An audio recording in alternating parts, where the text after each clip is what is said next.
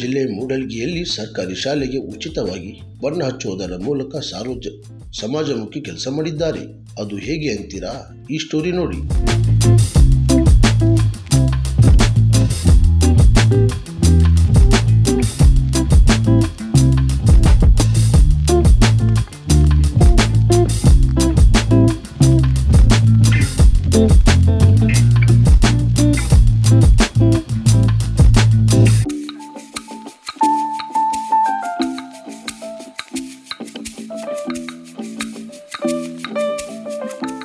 ಬೆಳಗಾವಿ ಜಿಲ್ಲೆಯ ಮೂಡಲಗಿಯಲ್ಲಿ ಸರ್ಕಾರಿ ಶಾಲೆಗೆ ಉಚಿತವಾಗಿ ಬಣ್ಣ ಹಚ್ಚುವುದರ ಮೂಲಕ ಸಮಾಜಮುಖಿ ಕೆಲಸ ಮಾಡಿದ್ದಾರೆ.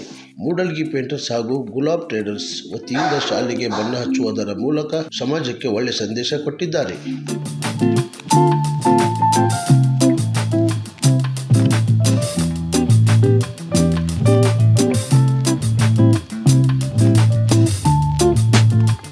ಮುಖ್ಯ ಅತಿಥಿಗಳಾಗಿ ಬಿಒ ಅಧಿಕಾರಿ ಅಜಿತ್ ಹಾಗೂ Indigo Paints manager Shivananda Badiger ಉಪಸ್ಥಿತರಿದ್ದರು.